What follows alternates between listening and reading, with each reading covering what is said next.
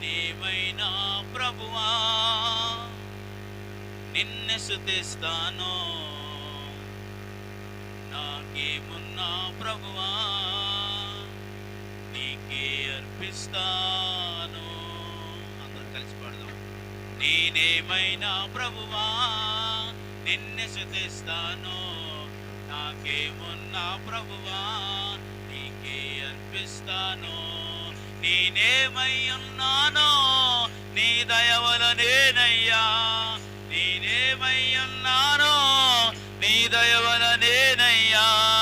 నాకున్నవన్నీయో నీవిచ్చినవేనయ్యా. ఆమేన్. నాకున్నవన్నీయో నీవిచ్చినవేనయ్యా.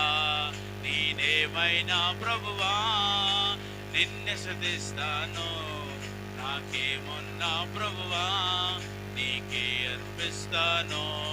నేనేమైనా ప్రభువా యేసు ఏమున్నా ప్రభువా నీకే అర్పిస్తాను. లేక లేక వృద్ధాప్యమందు ఏకైక కుమారుని ఇచ్చింది నీవే. లేక లేక వృద్ధాప్యమందు ఆమేన్ ఏకైక కుమారుని ఇచ్చింది నీవే.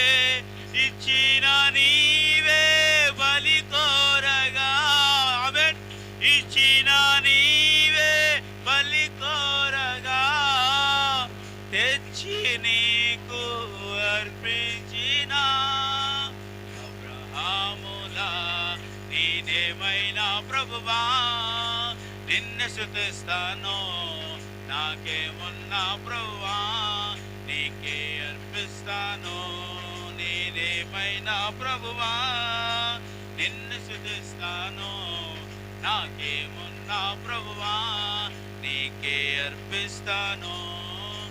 సర్వము పోయిన శరీరం కుల్లిన నాను వారే వెలివేసిన యేసయ్యా. సర్వము పోయిన శరీరం కుల్లిన నాను వారే వెలివేసిన ఆప్తులంతా శత్రువులైన యేసయ్యా. ఆమేన్. శత్రువులైన అంతము వరకు సహించిన యోబులా నేనేమైనా ప్రభువా నిన్ను స్తుతిస్తాను. ఆమేన్. నాకేమున్నా ప్రభువా నీకే అర్పిస్తాను. నేనేమైనా ప్రభువా నిన్ను స్తుతిస్తాను, నాకేమున్నా ప్రభువా నీకే అర్పిస్తాను. నేనేమై ఉన్నానో నీ దయ వలనేనయ్యా. ఆమేన్. నేనేమై ఉన్నానో నీ దయ వలనేనయ్యా. నాకున్నవన్నీయో నీవిచ్చినవేనయ్యా, నాకున్నవన్నీయో నీవిచ్చినవేనయ్యా. నేనేమైనా ప్రభువా నిన్ను స్తుతిస్తాను, నీకే అర్పిస్తాను.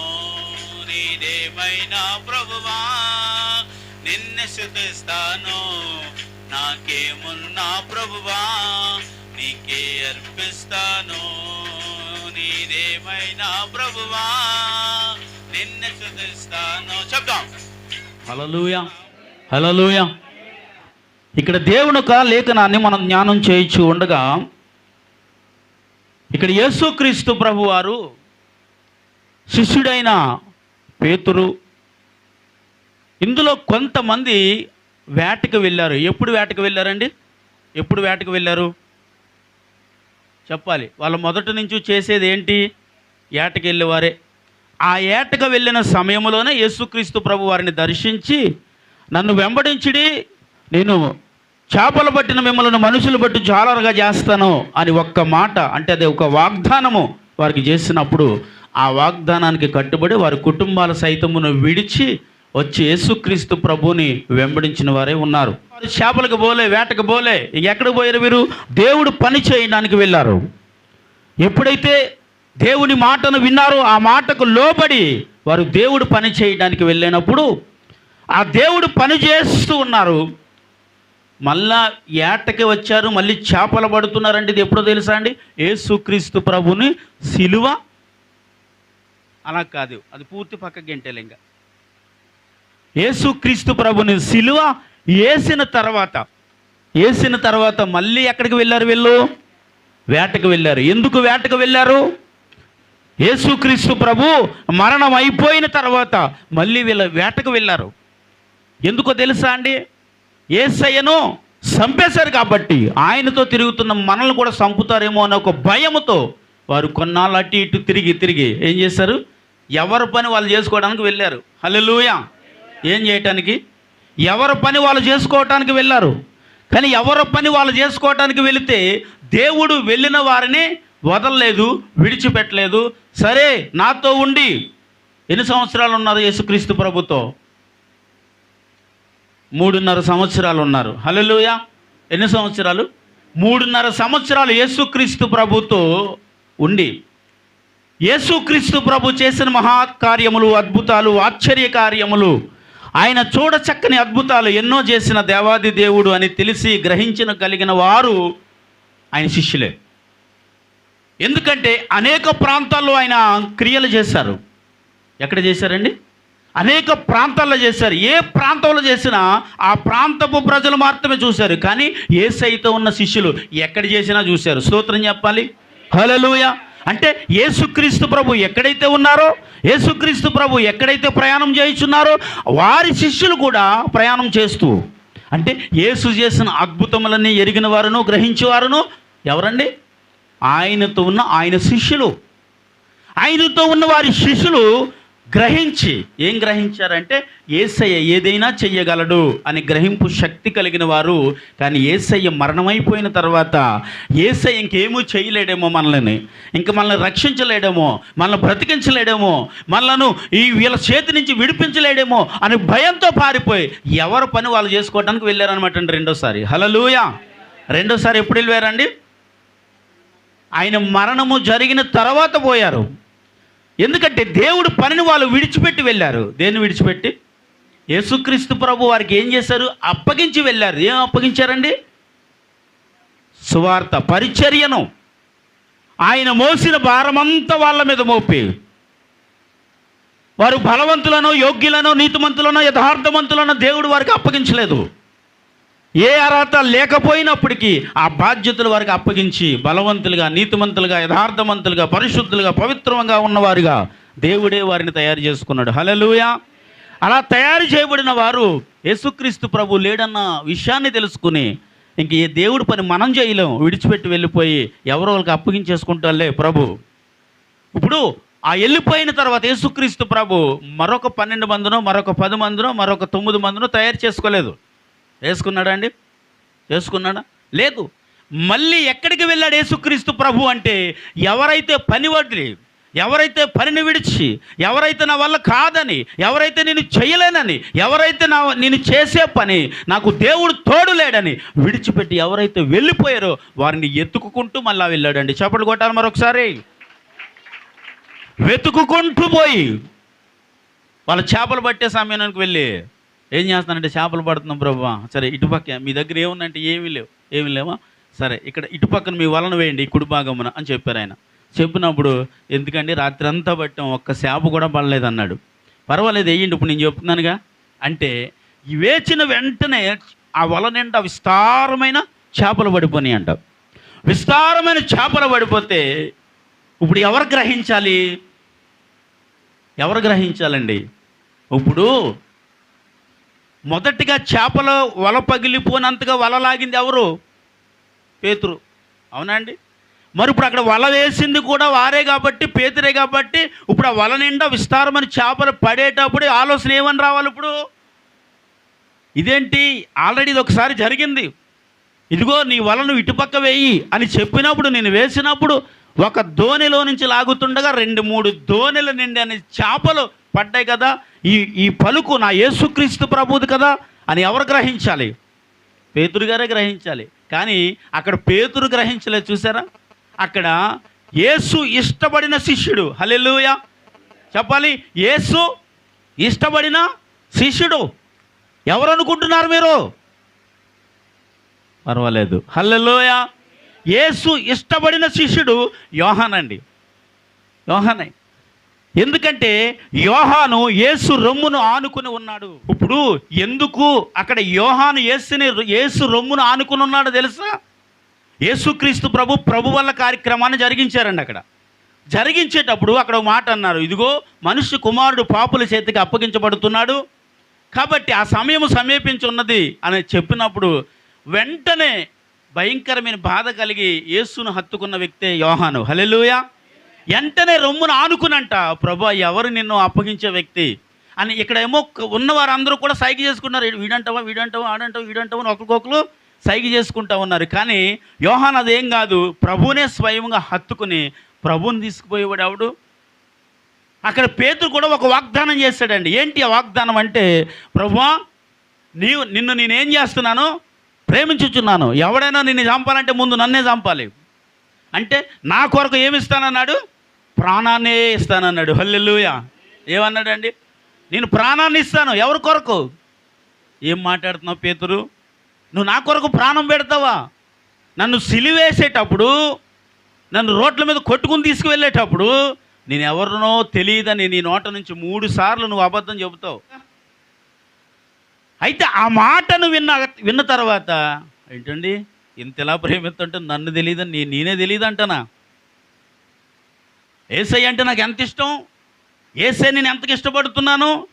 యేసుక్రీస్తు ప్రభు అంటే ముందుగా ఆయన ఎక్కడికి వెళ్ళినా ప్రార్థనకు వెళ్ళే సమయంలో కూడా మొదటగా ఉండే వ్యక్తి పేతురే ఉండేవాడు, హల్లెలూయా.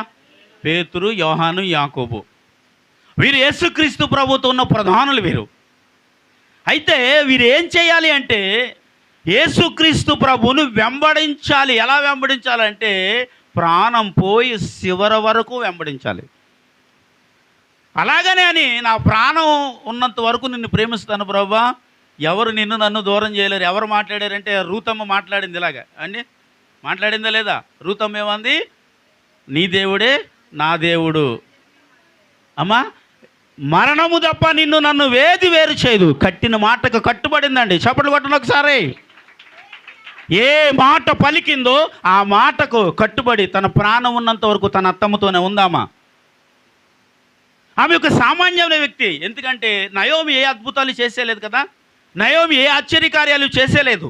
నయోమి ఏమి యేసు ప్రభు చేసిన అద్భుతాలు మహాసూచక్రియలను దేనినో చేసినట్లు ఏమీ లేదు. అక్కడ ఏముందంటే జస్ట్ తన కుమారుని చివాన్ చేసింది, కుమారుడు చనిపోయాడు, వెళ్ళిపోవాలి ఇంకా. కానీ వెళ్ళిపోవలసిన సమయంలో అమ్మా మీరు ఇంకా నన్ను విడిచిపెట్టి వెళ్ళిపోండి. రూతును వర్బ వీరిద్దరూ చిన్న కోళ్ళు పెద్ద కోళ్ళు, నన్ను విడిచి వెళ్ళిపోండి. ఇంకా నేను ఈ సమయంలో నేను ఇప్పుడు కుమారులు కల్లేను ఇచ్చి మీకు వివాహం చేయలేను, కాబట్టి మీరు తిరిగి మీ ఇంట్లోకి వెళ్ళిపోతే మళ్ళీ మీ తల్లిదండ్రులు మీకు మళ్ళీ వివాహం చేస్తారు, మళ్ళీ మీ జీవితాలు బాగుంటాయి. దయచేసి నేను ఎందుకు చెప్తున్నానో వినండి, వెళ్ళిపోండి అని చెప్పింది. అందులో మాటను విని వెళ్ళిపోయింది ఎవరు? వర్బా. అంటే ఎవరు ఈమె? ఏమండి, పెద్ద కోళ్ళమ్మ. రూతమ్మ కూడా ఏం చేయాలి ఇప్పుడు? సరే ఆమె వెళ్ళిపోయింది కాబట్టి నేను వెళ్ళిపోతే నా బ్రతుకేదో నాకు సంతోషంగా ఉంటుంది. ఎందుకంటే యవ్వన కాలంలో ఉండగానే వివాహం చేయబడిన తర్వాత తన భర్త చనిపోయాడు కాబట్టి నేను వెళ్ళిపోతే నా బ్రతుకు హ్యాపీగా ఉంటుంది, ఇంక ఈమెతో నాకు ఎందుకు వచ్చింది అని అనుకొని ఆలోచన చేసిందేమో వార్బ. అయితే ఈమె అలా ఆలోచన చేయలేదు. అత్తమ్మా నేను నీతో ఉంటా, నువ్వు ఆరాధించే దేవుడిని నేను ఆరాధిస్తా. ఎందుకంటే రూతు ఏ దేశానికి సంబంధించిన స్త్రీ అండి? మోయాబు దేశానికి సంబంధించింది. మోయాబు దేశం అంటే దేవుడు శపింపబడిన దేశం. అది శపించబడిన దేశములో నుంచి శపించబడిన స్త్రీ ఆమె. ఆ శపించబడిన స్త్రీ ఏం చేయబడిందయ్యా అంటే ఏ దేవుడిని అయితే ఇష్టపడకూడదో ఆ దేవుడిని ఇష్టపడి, అంటే ఎవరైతే ఇష్టపడరో ఆ దేవుడిని ఇష్టపడి యేసుక్రీస్తు ప్రభుని హృదయపూర్వకంగా అంగీకరించి మనసులో పెట్టుకుంది. అందును బట్టి శపించబడిన ఆమె ఆశీర్వాదమునకు కారకురాలి అని యేసుక్రీస్తు ప్రభు ఈ భూమి మీదకి రావడానికి కారణం. చెప్పండి కూడా ప్రభు నామను మహింపరచాలి. యేసుక్రీస్తు ప్రభు ఈ భూమి మీద రావటానికి ఆమె ఏమైంది? కారణమైంది. ఎందుకో తెలుసా అండి? ఆమె శపించబడిన స్త్రీ అయినా అంగీకరించబడిన దేవుడు సర్వ సృష్టికర్త అయిన దేవాది దేవుడు. మళ్ళీ చప్పట్లు కొట్టాలి. నువ్వు ఎలాంటి వ్యక్తివైనా ఓకే, నువ్వు శపించబడ్డావా, శాపంలో బ్రతుకుతున్నావు, పాపంలో బ్రతుకుతున్నావు, ఎక్కడ నీవు బ్రతుకుతున్నా ఐ డోంట్ కెన్. యేసుక్రీస్తు ప్రభు నేను అంటున్నాడు, ఇదిగో నిన్ను నేను పిలిచి ఉన్నాను. ఆమె హల్లెలూయా. నిన్ను దేవుడు పిలుచుకున్నాడు కాబట్టి ఎలాంటి పరిస్థితుల్లోనైనా సరే ఒకవేళ ఎడవకుండా యేసుక్రీస్తు ప్రభువుని వెంబడించే వ్యక్తివైతే ఆయన రొమ్మును ఆనుకున్న యోహానును ఏ రీతిగా ప్రేమించాడు? ఏ రీతిగా ప్రేమించాడండి? యేసుక్రీస్తు ప్రభువును గ్రహించిన మొదటి వ్యక్తి ఆయనే. ఆ చేపలు పడిన వెంటనే చూసి వెంటనే ఆశ్చర్యపడిపోయి ఈయన ప్రభువేసుమే అంటున్నాడంట. ఆ గ్రహించవలసింది పేతురు, కానీ అక్కడ గ్రహించింది యోహాను గ్రహించాడు. హల్లెలూయా, హల్లెలూయా. నీ భక్తి జీవితాన్ని బట్టే, నీ ప్రార్థన అనుభవాన్ని బట్టే, నీ వ్యక్తిగతమైన అనుభవాన్ని బట్టే యేసుక్రీస్తు ఒక కార్యాలను నువ్వు గుర్తుపట్టగలవు. ఏదో అలా గడిపేస్తానండి, అలా చేసేస్తానండి, అలా బ్రతికేస్తానండి అన్నే వారికి యేసుక్రీస్తు ప్రభు కార్యాల కొరకు, మహిమ కొరకు, ఆయన అద్భుతాల కొరకు, ఆయన క్రియల కొరకు ఎవరికినే ఏమీనో గ్రహింపజాలరండి. కానీ యేసుక్రీస్తు ప్రభుని ఎంతగా ప్రేమించాడండి.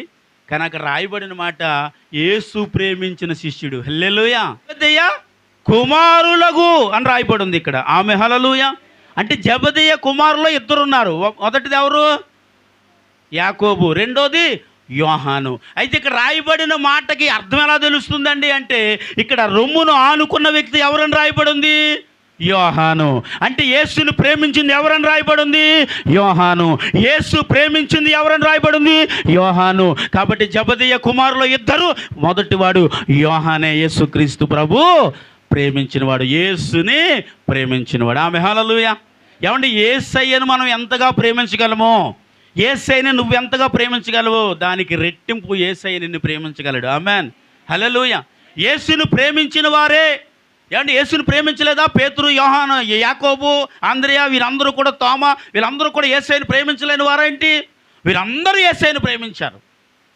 కానీ యేసుని రొమ్మును ఆనుకున్నవాడు, ఆయన అనుక్షణమును ఆలోచనలో ఉన్న వ్యక్తి ఎవరు? యేసుక్రీస్తు ప్రభు అని బ్రతుకుతున్నవాడే యోహాను. హల్లెలూయా, హల్లెలూయా. చూడండి, ఆయన ప్రేమించిన శిష్యుడు ఎంత అద్భుతంగా రాయబడి ఉంది ఇక్కడ. ఈరోజు యేసు నిన్ను ప్రేమిస్తున్నాడా? యేసు నిన్ను ప్రేమించినట్లుగా నువ్వు బ్రతకగలుగుతున్నావా? ఒకవేళ తిరిగి వెళ్ళి మళ్ళీ నువ్వు నీ పని, నీ భారంతో నువ్వు బ్రతుకుతా ఉన్నావా? ఇక్కడ తిరిగి వెళ్ళిపోయిన వారిలో ఆయన కూడా ఉన్నాడు. మరి వారందరూ అన్నారు, రండి చేపలు పట్టుకుందానికి వెళ్ళిపోదాం అని వెళ్ళిపోయినప్పుడు ఏం చేయబడింది? అందులో ఎవరున్నారు? యోహాను కూడా ఉన్నాడు. అంటే మరి యేసుని ప్రేమించాడు కదా, ఆయన కూడా ఎందుకు పోవాలి? ఆయన వెళ్ళినది చేపలు పట్టడానికి వెళ్ళినప్పటికీ ఆయన దేవుడు పనిని, దేవుడు గ్రహింపును, ఆయన చేసిన అద్భుతాలను ఏమి ఎక్కడ మర్చిపోలేదు. మర్చిపోయాడు కాబట్టే సలిగాసుకుంటున్నాడు. ఎవరు? పేతురు గారు సలిగాసుకుంటున్నాడు. ఎవరు నువ్వు అని అడిగితే, యేసుక్రీస్తు ప్రభుతో ఉన్నవాళ్ళు నువ్వు ఒకడవు కదా అంటే, అర్రే యేసుప్రభు ఎవరండి నాకు తెలియదు, ఆయన ఎవరు నాకు తెలియదు. 3 సార్లు పలికించాడు అన్నమాట. అప్పుడు అర్థమైంది యేసుని ఎంతగా ప్రేమించావో. ఆమేన్, హల్లెలూయా. నీవు యేసుని ఎంత ప్రేమించావో నీ నోటి మాట చాలు. ఇక్కడ ప్రభువా నీకంటే ముందు నేను చచ్చిపోతాను, నీ కొరకు నా ప్రాణాలు ఇచ్చేస్తాను అన్నాడు. ఆ యేసుని చంపేయట్లేదు, అప్పటికే ఏం చంపేయట్లేదు. యేసుని ఏం చేస్తున్నారు చెప్పాలి? సంఖ్యలతో బంధించి తీసుకువెళ్తున్నారు అంతే. ఆ బంధించి తీసుకువెళ్ళేటప్పటికి వెళ్ళిపోయాడు మహాప్రభు. మీకు విషయం తెలుసా? అక్కడ ఆ 12 మంది శిష్యుల్లో బాగా ఆవేశం, కోపం అన్నీ కలిగిన వాడు కూడా ఆయనే. ఎంత కోపం అంటే, మా యేసు ప్రభు మీద చెయ్యేస్తామని అన్నీ కత్తి తీసి చెవి నరికేయడు. మా యేసు ప్రభు మీద చెయ్యేస్తావు, నీకు ఎంత ధైర్యం, చెవు నరికేస్తున్నాడు, అంత కోపం. దిగో కత్తి పట్టుకున్నాడు, కత్తి వలన చనిపోతాడు. పేతురు విడిచిపెట్టావు, వెంటనే విడిచిపెట్టాడు, పారిపోయాడు. అంతే. యేసయ్య మీద చేయి పడిన క్షణమున ఏం చేశాడండి? యేసుక్రీస్తు ప్రభు మీద చేయి పడలేనని చెప్పు బాగానే ఉన్నాడు, అంతవరకు ఈయన రెచ్చిపోయాడు. యేసయ్య మీద చెయ్యి పడిన తర్వాత ఏమైందంటే భయంతో పారిపోయాడు. అంటే అమ్మో యేసు ఏం చేయలేడేమో, యేసు అద్భుతాలు చేయలేడేమో, యేసుకి తన ప్రాణాలు తను కాపాడుకోలేడు, మా ప్రాణాలు కూడా తను కాపాడలేడు అనుకుని యేసుక్రీస్తు ప్రభుని విడిచి వెళ్ళిపోయి ఎవడన్నా గుర్తుపడతాడేమో అని గుర్తుపట్టకుండా అటు తిరిగేస్తున్నాడు, ఇటు తిరిగేస్తున్నాడు. నిన్ను ఎవరు గుర్తుపట్టరని నువ్వు ఒకవేళ నువ్వు అనుకోవచ్చు. నిన్ను మనుషులు గుర్తుపట్టకపోవచ్చు, నా దేవుడు గుర్తుపడతాడు. హల్లెలూయా, హల్లెలూయా. ఎవరు గుర్తుపడతారండి? మనలను మనుషులు ఒకవేళ గుర్తుపట్టరండి. మన రూపాన్ని మార్చి, మనం తలకు రంగేసి, షర్టు మార్చి, చీర మార్చి, మనకి నచ్చిన డ్రెస్ వేసేసి ఎవరికి కనబడనట్లు ఒకవేళ మనం వెళ్తే మనుషులు ఖచ్చితంగా నేను గుర్తుపట్టరు. కానీ ఎవరు గుర్తుపెడతారు? ఇక్కడ ఎవరు గుర్తుపెట్టారు? ఎవరిని గుర్తుపెట్టారు? యేసయ్యను పేతురు గుర్తుపెట్టాడు, క్షమించాలి, యోహాను గుర్తుపెట్టాడు, యోహానుని యేసు గుర్తుపెట్టాడు. ఆమేన్, హల్లెలూయా, హల్లెలూయా. అంటే దేవుణ్ణి గుర్తుపట్టాలంటే ముందు ఆయన చేసే అద్భుతాలను చూసి స్పందించిన వ్యక్తి అనమాట. ఆమేన్, హల్లెలూయా. ఎప్పుడైతే అలా ప్రవర్తించాడో వెంటనే అంటున్నాడు, ఇగో ఈయన ప్రభువే. ఎందుకంటే ఆ రోజు వలలాగేటప్పుడు పేతురున్నాడు, కానీ అక్కడ యోహాను లేడు. కానీ ఈరోజు పేతురున్నాడు, యోహాను ఉన్నాడు, కానీ ఆయన చేసిన మహత్కార్యములను గుర్తించిన వాడే ఉన్నాడు. ఆమె హల్లెలూయా, హల్లెలూయా. ఈరోజు నేను అడుగుతున్నాను నిన్ను, ఇదిగో నువ్వు దేవుణ్ణి ఎంతగా ప్రేమించగలుగుతున్నావు, ఎంతగా నువ్వు దేవుణ్ణి ప్రేమించగలిగితే అంతగా నీవు దేవునికి సమీపముగా, అంటే ఆయన రొమ్మును ఆనుకుని యోహాను ఎలా ఉన్నాడో నీ జీవితం కూడా అలా ఉండాలి. ఆమెన్ చెప్పండి, హల్లెలూయా. యేసును ప్రేమిస్తున్నామని గుర్తించడానికి కొన్ని నిదర్శనాలు, అంటే కొన్ని కార్యాలు ఉన్నాయి. ఏంటివి? ఎలాంటి కార్యములు అంటే, యేసయ్యను నువ్వు సంపూర్ణంగా అంగీకరిస్తున్నబడుతున్నావు, సంపూర్ణంగా ప్రభు కొరకే బ్రతుకుతున్నావు, సంపూర్ణంగా క్రీస్తు కొరకే జీవిస్తున్నావు అని తెలియటానికి గుర్తులు చెప్పనా? నీ జీవితంలో శ్రమ కలిగినప్పుడు విశ్వసించి బ్రతకటం. ఆమెన్ చెప్పండి. నీ జీవితంలో కష్టం వచ్చినప్పుడు క్రీస్తు కొరకు బ్రతకటం. ఆమెన్ చెప్పండి. నీ జీవితంలో అవమానంగా ఎవడన్నా నిన్ను తిట్టాడు అనుకో, దానిని అనుభవించటం. ఆమెన్, హల్లెలూయా.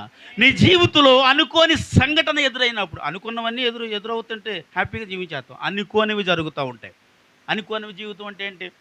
కొన్ని అనుకోని పరిస్థితులు ఎదురవుతూ ఉంటాయి. అంటే మనం ఒకటి అనుకుంటూ ఉంటాం, కానీ మరొకటి జరుగుతూ ఉంటుంది. అంటే చిన్న ఉదాహరణ తెలియజేస్తాను. ఇప్పుడు కిందటి నెలలో ఏం జరిగిందంటే, ఈ వారం వచ్చిన ఈ పేమెంట్తో నేను కొన్ని కార్యాలు చేయాలని, నేను వచ్చిన కానుకలను బట్టి ఇది చెయ్యాలి అని నిర్ణయం తీసుకున్నాను. ఆ సండే అయిపోయింది. ఆ సండే, రేపు సండే అనగా ఈరోజు నైట్ మాకు గ్యాస్ అయిపోయింది. హల్లెలూయా. ఈరోజు నైట్ మాకు, అంటే శనివారం నైట్ మాకు గ్యాస్ అయిపోయింది. ఇప్పుడు ఏం చేయాలి? మరి నేను ఒకటి అనేసుకున్నానుగా, మరి నేను అనుకున్నది ఇప్పుడు ఆ డబ్బులు పెట్టి ఆ కార్యం చేయాలిగా. అప్పుడు అది చేయాలా, లేకపోతే నేను గ్యాస్ వేయించుకోవాలి? అప్పుడు ఏమండి? ఆదం గారు, దేవుని స్తోత్రం, ఆదం రాజు గారు, హల్లెలూయా. ఏం చేయాలంటే గ్యాస్ వేయించుకోవాలి. మరి ఎవరి కోసం? మరి ఫ్యామిలీ బాగోలుగా, మరి ఫ్యామిలీ తినాలిగా. మరి అది ఉంటే తర్వాత నెక్స్ట్ డే అయిపోయింది. ఆదివారం కూడా అయిపోయింది, దేవుని స్తోత్రం. నెక్స్ట్ వారం ఎలాగైనా సరే మళ్ళీ ఆ కార్యాన్ని జరిగించాలి. ఈ లోపల నాకు జ్వరం వచ్చింది. అంటే నాకు జ్వరం అంటే నాకు కాదండి, మీరు అర్థం చేసుకోవడానికి మీకు దాన్ని ఏమంటాం, తెలియజేసే విధానాలుగా నన్ను నేను నిలబెట్టుకుంటున్నాను, మీ ఎదుర్కొంటా. జ్వరం వచ్చింది, హాస్పిటల్ పోయా. అక్కడ 2,000 రూపాయలు హాస్పిటల్కి అయిపోయింది సోకు. ఇప్పుడు ఆ బాకీ అలాగా కూర్చుంది అక్కడ. అందుకే నేను అంటాను, మనం అనుకున్నవన్నీ జరగదు, మనం అనుకునేది కాదు. దేవుడు నీ జీవితంలో ఏమనుకుంటున్నాడు? ఆమేన్, హల్లెలూయా. దేవుడు నీ జీవితంలో ఏమనుకుంటున్నాడు అంటే, చేపలు పడుతున్న వారిని చూసి దేవుడు ఏమనుకున్నాడో తెలుసా? వీరిని మనుషులు బట్టే వాళ్ళగా చేయాలి. ఆమేన్, హల్లెలూయా. అంటే నీ పని నువ్వు చేస్తూ ఉంటే, నీ కష్టం నువ్వు పడిపోతూ ఉంటే, నీ బాధే నువ్వు పడిపోతూ ఉంటే, నీ నెత్తి మీద నువ్వే దించుకోలేకపోతే ఆయన అంటున్నాడు, నీ నెత్తి మీద ఉన్నదాన్ని నేను దించుతావు. ఆమేన్, హల్లెలూయా. నీ భుజాల మీద ఉన్న బరువును నేను దించుతా. నువ్వు పడుతున్న శ్రమకు ప్రతిఫలం నేను ఇస్తా. నీ పడే కష్టానికి ప్రతిఫలముగా నేను నీకు అండగా నిలవబడతా. ఆమేన్, హల్లెలూయా. అని అంటా ఉంటే, వద్దు బాబు వద్దు, మా చేపలు మేమే పట్టుకుంటాం, మా వ్యాపారం మేమే చేసుకుంటాం, మా భక్తి మేమే చేసుకుంటాం, మమ్మల్ని ఇలా బ్రతకనివ్వండి అనేవాడిగా ఉండకూడదు. హల్లెలూయా. అలాగనే వెళ్ళిపోయారండి. వద్దు, ఇంక మనం ఈ పని మనం చేయలేం కాబట్టి రండి ఏటకి వెళ్ళిపోదాం, చేపలు తెచ్చుకుందాం, మళ్ళీ మామూలుగా వెళ్ళిపోదాం. ఎందుకంటే యేసుక్రీస్తు ప్రభు పిలిచినప్పుడు అక్కడ రాయబడిన మాట, ఒక అద్భుతమైన మాట ఏంటి తెలుసా? వారి తల్లిని, తండ్రిని, కుటుంబాలను, ఆస్తులను విడిచి యేసును వెంబడించారు. చప్పట్లు కొట్టాలి. మరి ఇప్పుడు దేనిని విడిచారండి? ఇంటిని వదిలేశారు, ఆస్తులు వదిలేశారు, తల్లిని, తండ్రిని, కుటుంబాన్ని వదిలేశారు. వాటన్నిటిని వదిలేసి యేసుని వెంబడించి, యేసు లేడన్న విషయాన్ని విని తర్వాత ఇవన్నీ విడిచిపెట్టిన దగ్గరికి మళ్ళీ వెళ్ళారు. మళ్ళీ వెళ్ళి బ్రతికేద్దాం, ఎలా నేను జీవించేస్తే చాలు, నేను బ్రతికేస్తే చాలు, నా జీవితం పోతే చాలు అనుకుంటుంటే యేసు ఏమైనా విడిచిపెట్టేశాడా? అరే, అంటే ఇప్పుడు నేను ఒక విషయం అడుగుతాను, యేసు ఎంపిక తప్ప అని అడుగుతాను. చెప్పాలండి, యేసు ఎంపిక తప్ప? యేసు ఎంపిక తప్పు కాదు. అంటే యేసు నిన్ను ఎన్నుకోవటంలో ఆయన ఆలోచన, నీ జీవితం ఎలాగున్నా మార్చగలిగిన శక్తి ఆయనకున్నది. ఆమేన్. ఎలా నీ భవిష్యత్తు, నీ ఆలోచన, నీ తలాంపు ఏదైనా దానిని సరి చేయగలగడు, మార్చగలడు. ఏదైనా చేయగలిగిన శక్తి, అధికారం కలిగి ఉన్న వ్యక్తి దగ్గర పనిచేస్తున్నవారు ఏమి చేయలేము, మన వల్ల అవ్వదు అని విడిచిపెట్టి వెళ్ళిపోతే దేవుడు విడిచిపెట్టలేదు, నా ఎంపిక తప్పు అని అనుకోలేదు. ఎందుకు వీళ్ళని, ఈ అవిశ్వాసులను ఎన్నుకున్నాను నా పని కొరకు? ఎందుకంటే వాళ్ళ నమ్మకమైన విశ్వాసులు అంటారండి. చెప్పాలి, వాళ్ళ నమ్మకమైన విశ్వాసులా? ఎక్కడికి వెళ్ళినా యేసుక్రీస్తు ప్రభుతో ఏదోటి అడుగుతూనే ఉండేవారు. ప్రభువా, మీరు వేసిన ఉపమానం ఏంటి, మీరు చెప్పింది ఏంటి, మీరు చేసేది ఏంటి, అన్నీ ప్రతి ఒక్కటి అడుగుతూనే ఉండేవారు. కానీ యేసుక్రీస్తు ప్రభువుని గ్రహించిన వారు, యేసుక్రీస్తు ప్రభువుని ప్రేమించిన వారు, యేసుక్రీస్తు ప్రభువుని వెంబడించిన వారిలో మొదటి స్థానంలో ఉన్న వ్యక్తి యోహాన్ అండి. ఆమె ఏ స్థానం కావాలి ఈరోజు మనకి? ఎలా ఉండాలనుకుంటున్నాం? దేవుడు నిన్ను పిలిచాడు. దేవుడు దేని కొరకు నిన్ను పిలిచాడు తెలుసా? దేని కొరకు పిలిచాడు? ఎందుకు పిలిచాడు? ఎందుకు పిలుస్తాడు? ఏం చేయడానికి పిలుస్తాడు దేవుడు? ఏం చేయడానికి పిలిచాడంటే, ఆయన 12 మందిని పిలుచుకున్నాడు. 12 మందిలో ఒకడు సాతాడని యేసుక్రీస్తు ప్రభుకి తెలియక ఎన్నుకున్నాడండి. చెప్పాలి, తెలియక ఎన్నుకున్నాడంటదా? అంటే దేవుడికి తెలియంది ఎవరిని? సర్వ సృష్టికి సృష్టికర్త అయిన కారణభూతుడైన ఆయన అయితే ఆయనకి తెలియంది ఏముంది? ఆయనకి తెలుసు అందులో ఒకడి చేత ఆయన అప్పగింపబడతానని. అప్పుడు ఆ మాట కూడా అంటాడు, ఇదిగో మీలో ఒక్కరు నన్ను పాపుల చేతికి అప్పగించబోతా ఉన్నారంటే ఒకరికొకరు తడబడిపోతున్నాడు. ఏమని తడబడిపోతున్నారు చెప్పుకోండి, ఏమని తడబడిపోతున్నారు? అలా కాదు, ఇతనేమో ఇది. ఎందుకంటే నేనేనా అంటే నాలో ఉన్న లోపం తెలుస్తుంది, కానీ నేనేనా అని అనుకోం. నేను అనుకోకుండా ఇతనే ఉంటాడులే అని ఒక్కొక్కరిలో ఒక్కొక్క ఆలోచన అక్కడ వస్తూ ఉంది. ఇప్పుడు ఒక విషయం చెప్పిన, ఒకవేళ నేనేనేమో అనే ఆలోచన ఒకవేళ వస్తే నేను అంటే నా వ్యక్తిలో మార్పు వస్తుంది. చప్పట్లు కొట్టండి. మరి ఖచ్చితంగా ఆ వ్యక్తిలో మార్పు కలుగుతుంది. కానీ అక్కడ రావాల్సిన మార్పు ఏంటంటే, నేనేనని గ్రహించగలిగితే వెంటనే మారుతాడు. కానీ నేనేనని కాదు, ఇతనే ఉంటుందిలే, ఈమె ఉంటుంది అని ఒకరి మీద వేసుకుంటూ ఉన్నారు. యేసుక్రీస్తు ప్రభువుని ఒకరి పట్ల ఒకరు వేసుకుంటూ ఉన్నప్పుడు యేసుక్రీస్తు ప్రభువుకి తెలియని వ్యక్తి వెళ్ళి స్వయంగా అన్నాడు, నీ పని నువ్వు కొనసాగించు. ఎందుకంటే నువ్వు చేయాల్సింది ఏంటి? ఎందుకు వచ్చావు? నన్ను అప్పగించటానికే కాబట్టి నన్ను అప్పగించే పనిలో నువ్వు ఉన్నావు. హల్లెలూయా. ఇప్పుడు యోధ ఎవరు? అతను అప్పగించిన వ్యక్తి పేరు ఎవరండి? యోధ కదా. ఇప్పుడు యోధ దేనికోసం అమ్మేశాడండి యేసుక్రీస్తు ప్రభుని? ఏమా? వెండి నాణెములు. ఎన్ని తీసుకున్నాడు? 30 వెండి నాణాలకి యేసుక్రీస్తు ప్రభుని తీసుకెళ్ళి ఎక్కడ పెట్టాడు? పాపుల చేతిలో పెట్టాడు. అవునా కాదా? పాపము చేయి వారి చేతిలోనికి తాను ప్రేమించి ఈ సర్వ సృష్టికి కారణభూతుడని తెలిసి కూడా తీసుకెళ్ళి ఎవరి చేతులకి అప్పగించాడు? పాపుల చేతికి అప్పగించాడు. పాపుల చేతికి అప్పగించబడిన తర్వాత యేసయ్య సిలువకు వెళ్ళాలి. హల్లెలూయా. ఎక్కడి నుండి వెళ్ళాలి? పాపుల దగ్గర నుండి వెళ్ళాలి, పాపులలో నుంచే వెళ్ళాలి. యేసుక్రీస్తు ప్రభు పాపుల చేతికి అప్పగించబడటానికి 12 మందిలో ఒక్కడే ఎన్నుకోబడ్డాడు. ఆ ఎన్నుకోబడిన వ్యక్తి తీసుకెళ్ళి యేసుక్రీస్తు ప్రభుని పాపుల చేతులకి అప్పగించేశాడు. మనశ్శాంతిని కోల్పోయాడు. తెలుసా మీకు? ఇప్పుడు ఎన్నో విషయాలలో రక్షింపబడక మునుపు ఉన్న జీవితానికి ఇప్పుడు నీ జీవితానికి చాలా తేడా ఉంటుంది. ఇదే అంటాను, నువ్వు మరొక యోధాలా ఉండకూడదు. హల్లెలూయా. ఎలా ఉండకూడదండి? మరొక యోధాలా నేను ఈరోజు మారకూడదు. యోధాలా మారటం ఏంటండి? యోధాలా మారటం అంటే యోధాకి ధనాపేక్ష కలిగిందండి. ధనాపేక్ష కలిగి ఏం చేశాడు? యేసుని అమ్మేశాడు. ఇప్పుడు ఇక్కడ కూర్చున్న మనలో కాకపోవచ్చు, కానీ ఈ వాక్యం వింటున్న ఎవరికైనా సరే ఒకవేళ ధనాపేక్ష, లోకాశలు, శరీరాశలు, నేత్రాశలు, ఇలా ఎన్నో రకాల ఆశలు ఈ భూమి మీద పనిచేస్తూ ఉన్నాయి. ఒకవేళ అది ఎవరైనా ఒకవేళ చేరితే నేను అంటాను, ఆ వ్యక్తి ఒక యోధా వంటిది, ఒక యోధా వంటి వాడే. హల్లెలూయా, హల్లెలూయా. కానీ ఎన్నో మార్లు దేవుడి అద్దె నుంచి పడిపోతూ లేస్తూ ఉన్న వాళ్ళు మనం చూస్తూ ఉంటాం. పడిపోయి లేచిన వాడు గొప్పవాడే, పడిపోయి ఉండిపోయాడు అనుకో ఏమవుతాడు? యోధలాగా అయిపోతాడు. కానీ ఒక విషయం చెప్పనండి, పడిపోయి లేచి ఎన్నిసార్లు పడిపోయి లేచినా నేను అంటాను, యోధా కంటే దరిద్రం అంతే. ఇంకా యోధా బెటర్ కదండి. యోధా ఒక్కసారే పడ్డాడు కదా. ఎన్నిసార్లు పడ్డాడు? యోధా ఒక్కసారే. ఎక్కడ పడ్డాడు? తప్పని చెప్పండి, ఎక్కడ పడ్డాడు? ధనాపేక్షలో పడ్డాడు. ఒక్క కోరిక.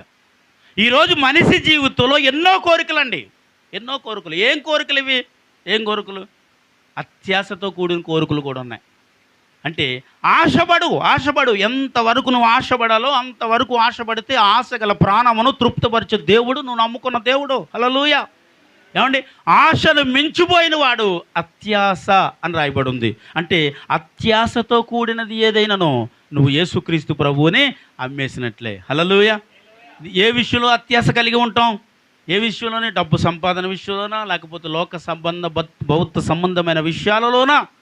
ఏ విషయంలో ఒకవేళ మనం పడిపోతే నేను అంటాను, యోధా వంటి వారమే. చెప్పండి, ఇప్పుడు యోధా వారిగా ఉందామా, లేకపోతే యోహాను వలె ఉందామా? ఆమేన్ చెప్పండి.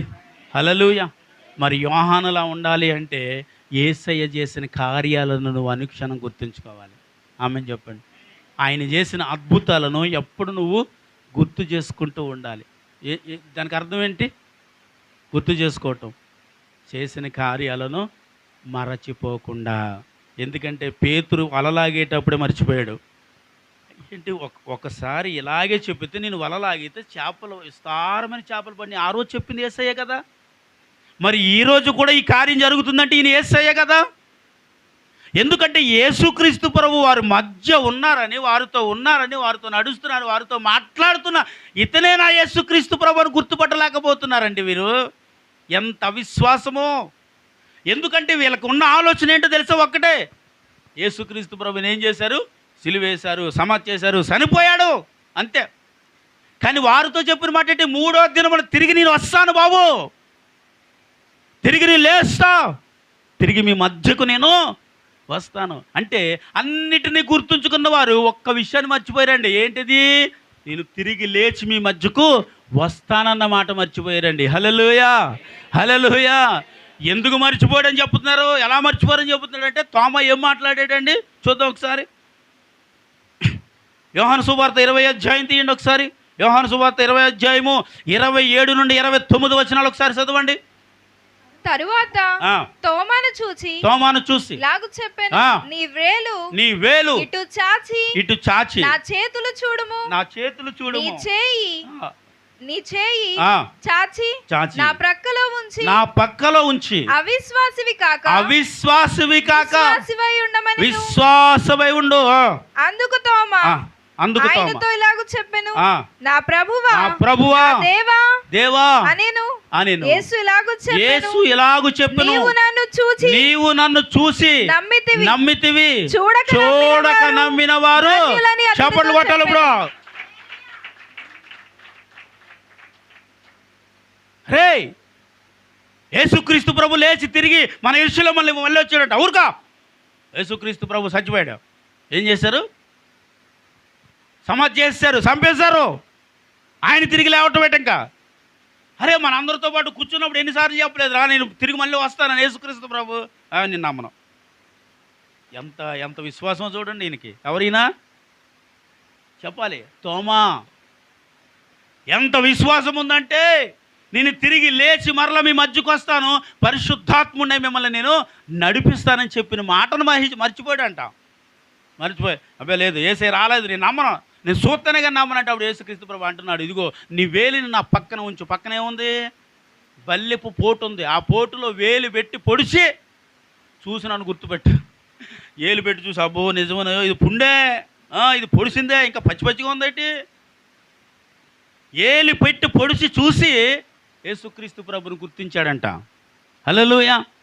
నేను అంటాను దేవునికి ఇష్టం లేని పని పదే పదే చేస్తే నేను అంటాను తోమ ఏలు పెట్టి పొడిస్తే ఆడి కంటే క్షమించాలి ఆయన కంటే మనము ఆయన ఒక్కసారి పొడిచాడంటాను నేను, మనం చాలాసార్లు పొడుతున్నాం అండి. బాబు నాకు తెలిసి మరి అయ్యగారు మీరు నేను ఎప్పుడు కూడా అలాగ అన్నిసార్లు యేసుప్రభుని పొడవలేదండి అంటాం. నోటి మాటతో పొడుచుంటావు, కంటి చూపుతో పొడుచుంటావు, కాలినడకతో పొడుచుంటావు, చేతి పనితో పొడుచుంటావు, ఎవరైనా తిట్టు పొడుచుంటావు నువ్వు. లేకపోతే ఇంకా అనేక రకమైన పరిస్థితులు చాలా ఉన్నాయండి. వాటిలో ఏదో ఒకటి నీ జీవితంలో జరిగితే నేను అంటాను యేసుని ఆ పక్కలో ఏలి పెట్టి పొడుచునట్టే. ఈ మాట వింటుంటే నాకు చాలా బాధ అనిపిస్తూ ఉంది. ఎందుకంటే నీ రక్షణ కొరకే నీలో ఉన్న పాపాన్ని తీసి నీలో ఉన్న అవిధేయతలను శాపమును కొట్టివేసి శాపమునకు బదులుగా ఆశీర్వాదమునకు కారణభూతుడే ఈ భూమి మీదకి వచ్చి నిన్ను నన్ను శాపంలోంచి తప్పించి పాపంలోంచి విడిపించి పరిశుద్ధులుగా పవిత్రులుగా ఆయన రక్తంతో మనల్ని కడిగి నిలబెట్టి హ్యాపీగా బ్రతకరా అని దేవుడు చెబుతూ ఉంటే హ్యాపీగా బ్రతకమన్న దానిని బట్టి నీ జీవితం నచ్చినట్టు బ్రతికేస్తూ దేవుడికి వ్యతిరేకంగా బ్రతికేస్తూ నచ్చనట్టు బ్రతికేస్తూ నీకు నచ్చినట్టు బ్రతికే బ్రతుకు దేవుడికి నచ్చదు. ఏమంటారు ఏమండి? నీకు నచ్చినట్టు బ్రతికే బ్రతుకు ఎవరికి నచ్చదు? యేసయ్యకి నచ్చదు. మరి ఎలా బ్రతకాలి మనం? ఆయనకు నచ్చినట్టు బ్రతకాలి. అది అసాధ్యమైన పనే. అవునంటారా కాదా? సాధ్యమంటారా అసాధ్యమంటారా? ఎప్పుడు సాధ్యమే. అది ఎప్పుడు నీకు సాధ్యమవుతుంది అంటాను. ఎప్పుడు అది నీకు సాధ్యమవుతుందో నీకు చెప్పనా అండి? ఓయ్ దేవుడు సువార్త ప్రకటించడానికి ఎవడో పౌలు అంటే వచ్చాడు, తీసుకొని రాళ్ళు తీసుకుని సితక్ కొట్టేస్తున్నారండి. ఎక్కడ పడితే అక్కడ రాళ్ళు ఇచ్చి కొడుతుంటే బ్లడ్ ఏర్లై పారేస్తూ ఉంది. ఎవరికి? పక్కన పెట్టండి. స్టెఫెను ఉన్నాడు, దేవుడిని ఆరాధన చేస్తూ ఉన్నాడు. ఆరాధన చేసేటప్పుడు ఏమిచ్చి కొట్టారు? రాళ్ళు ఇచ్చుకొని బేవచ్చంగా కొడుతున్నారు. కొడతా ఉంటుంటే అప్పుడు అక్కడ స్టెఫెను ఎలా ఉన్నాడు? నేలను పడిపోయాడు. ఆ రాళ్ళ దెబ్బకు పడిపోయి లేవలేని పరిస్థితుల్లో ఉండి అంటున్నాడు, యేసు పలికిన మాట పలికిన వాడు స్టెఫెను. ఎందుకో తెలుసా? తండ్రి వీరు ఏమి చేస్తున్నారో వీరికి తెలియట్లేదు ప్రభా, కాబట్టి వీరిని క్షమించు అన్నాడు. నువ్వు మంచోడు కాదురా, నువ్వు మూర్ఖుడురా, నువ్వు అలాంటోడురా, నువ్వు ఇలాంటోడురా అని చెప్పి రాళ్లతో కొడతా ఉంటుంటే క్షమిస్తాడా? నిన్ను ఒక మాట అంటుంటే పడట్లేదు అంటుంటే ఎవరైనా ఏదైనా అంటుంటే అది మనసులో ఉండిపోతుంది మనకి. ఆ మాటలు గుర్తుండిపోతున్నాయి, ఆ పనులు గుర్తుండిపోతున్నాయి, ఆలోచన గుర్తుండిపోతా ఉంది. అబ్బాయి నాకు ఇది నచ్చదు అని నువ్వు అంటున్నావే. రాళ్లతో కొట్టేస్తా ఉంటుంటే అంటున్నాడు, బాబు యేసు బాబు ఎవరిని క్షమించు? చెప్పాలండి, నన్ను కొడుతున్న ప్రజలను నీవు. మీకు విషయం తెలుసా? అంత గొప్పగా మాట్లాడిన వ్యక్తి స్టెఫెను కదా.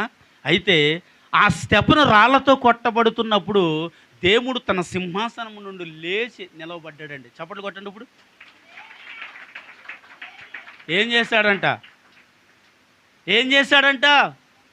ఎవరు? యేసుక్రీస్తు ప్రభు ఒక మానవుడిని కొట్టి చంపుతూ ఉంటుంటే ఆయన సింహాసనం మీద నుంచి లేచి నిలబడటం ఏంటండి? ఎందుకంటే యేసుక్రీస్తు ప్రభు ఎంత బాధ, ఎంత భారము స్టెఫెను కోసం వచ్చింది. ఎందుకో తెలుసా? స్టెఫెను యేసయ్య కొరకు అలా బ్రతికాడు. ఆమేన్, హల్లెలూయా. చూసారండి, స్టెఫెను బాధపడతా ఉంటుంటే ఊరుకోండి సార్, వాళ్ళు లేచి నిలబడ్డామంటారండి. లేచి నిలబడతాం కదా, ఏం చేయాలా? వెంటనే ప్రత్యక్షమే మీరు నశించునుగాక అనాలి. ఆ రాళ్ళు మీ మీదకి వచ్చునుగాక అనాలి. నువ్వు నాశనం అయిపోనుగాక అనాలి. తిరిగి మీకై వర్తించునుగాక అనాలి. ఏమండి, ఎవరు అనాలి? ఆయన దేవుడు అండి, ఆయన ఎందుకు అంటాడు? అయితే ఎవరు అనాలి చెప్పండి? స్తెఫనే అనాలి. ఇంకా నన్ను రాళ్ళతో కొడతారా మీరు నశించుదురుగాక, నన్ను రాళ్ళతో కొడతారా, నా యేసయ్య మిమ్మల్ని చంపేస్తాడు, మిమ్మల్ని నశింపజేస్తాడు, మీ జీవితాలు పోతాయి, మీ కుటుంబాలు పాడైపోతాయి, సర్వనాశనం అయిపోతారు, దుమ్మేసి కొట్టేస్తారు. ఎవరిని? నిన్ను ఎవరైతే మాట అన్నారో ఇక్కడ కొట్టేస్తున్నారండి, రక్తాలు గారిపోతున్నాయి. తర్వాత ప్రభువా నా ఆత్మను నీకు అప్పగిస్తున్నానని చెప్పి చనిపోయాడు. హల్లెలూయా. ఏం చేశాడు? ఇదేటండి అంత నమ్మకమైన వ్యక్తి చనిపోతే యేసుక్రీస్తు ప్రభు చూస్తా ఊరుకున్నాడంటే, కానీ నమ్మకమైన వ్యక్తిని దేవుడి దగ్గరికి చేర్చుకుని రొమ్మున అంచుకున్నాడండి. స్తోత్రం చెప్పి చప్పట్లు కొట్టాలి. ఒకవేళ నువ్వు అలాంటి నమ్మకమైన వ్యక్తిగా నువ్వు బ్రతకగలిగితే నేను అంటాను, మరణములో విజయము పొందిన స్తెఫను కంటే ఈ లోకంలోని అనేక విషయాల్లో నువ్వు విజయం పొందుతావు. ఆమేన్. హల్లెలూయా. ఏమండి, ఎప్పుడంటే నిన్ను హింసించిన వారిని, నిన్ను దూషించిన వారిని, నిన్ను అవమానపరుచుతున్న వారిని ఏం చేయాలి చెప్పాలండి? సిలువలో పలికిన మాట అద్భుతమైన మాట అది. తండ్రి వీరేమి చేయుచున్నారో వీరు ఎరుగరు గనుక వీరిని క్షమించుడి. ఇప్పుడు ఆ మాట ఎవరన్నారు? బాబు దేవుడు అన్నాడండి. బాబు ఎవరు? దేవుడు అన్నాడు. మనం ఎక్కడ అనగలమని ఒకవేళ మీరు అనుకుంటారని అక్కడ స్తెఫను కూడా కనిపిస్తున్నాడు. ఇప్పుడు మీకు ఆయన యేసుక్రీస్తు ప్రభు కాబట్టి తండ్రి వీరు ఏం చేస్తున్నారో వీరికి తెలియదు. దానికి అర్థం ఏంటంటే ఆయన మన కొరకు మరణం చేయాలి, మరణించాలంటే అందరూ యేసుని ప్రేమిస్తే ఎవడు చంపుతాడు చెప్పండి అమ్మా? అందరం వీరంటే నాకు ఇష్టం, వీరంటే నాకు ఇష్టం, వీరంటే నాకు ఇష్టం నన్ను అంటా ఉన్నారు అనుకో, ఇంకా నాకు ఎక్స్పర్ట్ ఉండడు ఎవరు ఉంటారు? ఎవరో ఒకరు ఉండాలిగా. అందులో నుంచి ఎవరు లేచారంటే సంఘంలోంచి ఒకళ్ళు లేచాడు అనమాట. ఇప్పుడు హల్లెలూయా. ఆ 12 మందిలోంచి ఒకళ్ళు లేచాడు. ఇప్పుడు ఆయన దేవుడు. క్షమించు ప్రభువా అన్నాడు, ప్రాణాలు అప్పగించాడు. మీకు వచ్చింది తెలుసా? స్తెఫను పడిన భారము కంటే రెట్టింపు బాధపడిన వ్యక్తే యేసుక్రీస్తు ప్రభు. ఎందుకంటే ఆయన దేవుడిగా కాదు కదండి. ఎలా వచ్చాడంట చెప్పాలి? మానవ రూపమును ధరించి నీ వంటి దేహమే, నీ వంటి రక్తమే, నీ వంటి ఎముకలే, నీ వంటి ప్రాణముతోనే వచ్చాడు భూమి మీదకి ఆయన. అంటే అరికాల మొదలుకున్నాడు నత్తు వరకు నువ్వు ఎలాగున్నావో యేసుక్రీస్తు ప్రభు కూడా అలాగే ఉన్నాడు. నీకు కొడితే నొప్పి వచ్చింది, ఏదైనా గుచ్చుకుంటే నొప్పి వచ్చింది, నువ్వు ఏదైనా జరిగినా నీకు నొప్పి వచ్చిందంటే అదే బాధలు అన్నీ కూడా యేసుక్రీస్తు ప్రభు తన జీవితంలో అనుభవించారు. అనుభవించలేదంటారండి? ఎందుకంటే ఏమండి ఎక్కడ కొట్టినా 39 కొరడా దెబ్బలు కొట్టారండి బాబు, ఎక్కడ కూడా అమ్మా అని అనలేదండి. అమ్మా అంటే తన చిత్తాన్ని నెరవేర్చినోడు ఎలాగవుతాడండి? నీ కొరకు నా కొరకు తన ప్రాణం అప్పగించే సమయంలో భయంకరంగా హింసించుతున్నా సరే అవన్నీ అనుభవించాలి. అమ్మ అయ్యబాబోయ్ అని అన్నాడు అనుకో, నీకు నాకు పాపం పోదు. ఇవ్వ చాలు బాబు ఇంకొట్టకండి, ఇవ్వ మేకేయకండి అని అన్నాడు అనుకో, నీకు నాకు పాపం పోదు. ఏయ్ అప్పగించేసుకున్నాడు తను. అంటే నొప్పుని, బాధను అన్నిటిని ఏం చేశాడు? తను అనుభవించాడు. ఒక మనిషిగానే అనుభవించాడు. హల్లెలూయా. మనిషిగానే అనుభవించి వెళ్ళిపోయిన తర్వాత ఇక్కడ స్తెఫను కనపడుతున్నాడు. ఇప్పుడు ఎవరి స్వరూపం ధరించేసాడు? ఇప్పుడు యేసుక్రీస్తు ప్రభులా ఉన్నాడండి. ఇప్పుడు ఇతను ప్రభు వీరు ఏం చేస్తున్నారో తెలియదు కాబట్టి వీరిని కూడా క్షమించు ప్రభువా. నీకు ఎప్పుడైతే ఇలాంటి మనస్సు నీకు ఉంటుందో ఆ మనస్సు కలిగి ఉన్న వారిని దేవుడు ఎప్పుడు విడిచిపెట్టాడండి? ఆమె చెప్పండి. ఏం చేయడు దేవుడు? ఎప్పుడు విడిచిపెట్టాడు. ఈ మనస్సు కలిగి ఉన్నప్పుడు అందరూ నీకు విరోధంగానే ఉంటారు. అవునా కదండి? విరోధంగా ఉంటారు. నువ్వు ఏ చేతను నువ్వు దులుపుకుని వెళ్ళిపోతావు అంటే ఏదో చేయాలి, ఏదో చేస్తేనే కానీ వాళ్ళకు ప్రాణ సుఖం ఉండదు. కాబట్టి ఏదో చేయాలి. నీకు ఎప్పుడు ఏదో రకంగా ముళ్ళుగా మారుతూనే ఉంటారు. వారు మారుతూనే ఉంటారు. కానీ ఎంత మారినా నువ్వు ఎలా ఉండాలి చెప్పాలండి? ఎలా ఉండాలి? సహించేవాడిగా ఉండాలి. హల్లెలూయా. ఎలా ఉండాలి చెప్పండి ఒకసారి? సహించేవారుగాను సహించేదానిగా ఉండాలి. ఎప్పుడైతే మనం అలా సహించేవారిగా ఉంటామో ఎందుకో తెలుసా? అది మనకి మాదిరికరము. ఆమె చెప్పండి. ఏంటిది? ఎక్కడి నుంచి వచ్చింది ఈ మాదిరి చెప్పండి? క్రీస్తులోంచి వచ్చింది. ఆమె చెప్పండి. ఎక్కడి నుంచి వచ్చింది? క్రీస్తులోంచి వచ్చింది ఈ మాదిరి. ఆయన మనకు మాదిరి చూపించి వెళ్ళాడు. చదువుకున్నాం కదా వాక్యాన్ని. ఏం చూపించి వెళ్ళారు? మాదిరి చూపించి వెళ్ళారు. ఎందులో మాదిరి? ఈ భౌతిక సంబంధమైన విషయాలలో నీకు మాదిరి చూపించి, ప్రభు ఇలా బ్రతకాలి, ఇలా ఉండాలి, ఇలా జీవించాలి, ఇలా ఉంటే నా తండ్రి వద్దకు వెళ్తారు అని మనందరికీ తెలియచేయటానికి ఆయన ఈ భూమి మీదకి వచ్చి ఏం చేయబడ్డాడంటే వధింపబడిన గొర్రె పిల్లగా వధింపబడ్డాడంట. హల్లెలూయా, హల్లెలూయా. వధింపబడి ఏం చేశాడు? రక్తమును చిందించి దానితో మనల్ని గడుక్కున్నాడండి. స్తోత్రం చెప్పండి. దేంతో గడుక్కున్నాడు? ఆయన స్వయముగా ఆయన రక్తాన్నే చిందించి నిన్ను కడిగేసుకుని నిన్ను చక్కగా అద్భుతంగా చేసేస్తే పదే పదే ఏలెట్టు పొడుతూనే ఉంటున్నాం. ఎక్కడండి? ఏదో ఒక విషయంలో ఏలెట్టు పొడిచేవారుగా ఉంటున్నాం. నేను అంటాను, తోమ మాదిరి వంటి జీవితము ఉండకూడదు. ఎలాంటి మాదిరి ఉండాలండి చెప్పాలి ఒకసారి అంటే చెప్పుకోండి. యోహాను వంటి మాదిరి నాకు ఉండాలయ్యా, స్తెఫను వంటి మాదిరి నాకు ఉండాలయ్యా, యోధా వంటి మాదిరి నాకు ఉండాలయ్యా. చాలామంది చెప్పేసుకున్నారు. యోధా వంటి మాదిరి అంటే ఇల్లగా లేస్తున్నారే. మనకు అదే ఎందుకు ఆ మాదిరి? ఆ మాదిరి చాలా భయంకరం అండి. ఎందుకో తెలుసా? ఆ ఎండి నాణాలు తెచ్చేసుకుని ఏం చేశాడు తెలుసా? పొలం కొన్నాడు. ఏం కొన్నాడు? పొలం కొనేసాడు. పొలం ఏ బాబు ఇవన్నీ ఏటండి? ఇవన్నీ ఉంటే హ్యాపీగా బతికొచ్చు. ఒక కారు ఉండి, ఒక పెద్ద ఇల్లు ఉండి, ఒక చుట్టూ 10 మంది ఉండి, అయ్యగారు కారు దిగుతుంటే పరిగెట్టుకుని వెనకాల ఫాలో అయిపోతారు కదా. అలా ఫాలో అయిపోయి ఒక 10 మంది వెనకాల ఉంటుంటే హ్యాపీగా బ్రతికొచ్చు. ఇతనితో పాటు అన్ని రోజులు తిరుగుతామండి. ఎక్కడికి వెళ్ళినా కానుక తీసుకోవడం. ఎక్కడికి వెళ్ళినా ఏం చేయరండి? ఎక్కడికి వెళ్ళినా కానుక తీసుకోవడం. ఒకవేళ ఆకలి వేస్తుంది ప్రభు అంటే ఎన్నిలు తినండి, 5 తినండి, 5 తినండి, ఆ అంజూర పండ్లు తినండి, ఆకులు తినండి అంటున్నాడు. అంతే. సరిగ్గా ఎక్కడ మంచి ఫుడ్ ఏది? ఆయన నుంచి మనం సెపరేట్ అయిపోయి శుభ్రంగా ఆయన అమ్మేసి ఆయన సెపరేట్ అయిపోయి చక్కగా సేను కొనుక్కుని వ్యవసాయం చేసుకుంటే హ్యాపీగా బ్రతికేద్దాం అనుకున్నాడు. పాపం ఏమయ్యాడు? ఆయన కొనుక్కున్న వ్యవసాయం ఎక్కడైతే ఏ సేను అయితే కొనుక్కుంటే ఆ సేలో సెట్ ఉందంట. ఆ సెట్ దగ్గరికి వెళ్ళి ఊరేసుకుని చచ్చి కింద పడి పొట్ట పగిలి పేగులు బయటకు వచ్చి వాడికి ఏమొచ్చింది ఇప్పుడు చెప్పండి? వాడికి ఏమొచ్చింది? శ్రమ కలిగింది. ఇప్పుడు మొదట శ్రమ కలిగింది, తర్వాత ప్రాణం పోయింది. మరి స్తెఫను కూడా ప్రాణం పోయిందండి. స్తెఫను దేని నిమిత్తం ప్రాణాన్ని పోగొట్టుకున్నాడు చెప్పాలండి? దేవుణ్ణి యందు విశ్వాసమును, నమ్మకమును, యథార్థతను కలిగి ఉండి తన ప్రాణాన్ని పోగొట్టుకున్నాడు. కాబట్టి దేవుడితో ఉన్నాడు. కానీ యోధా ఏం చేశాడు?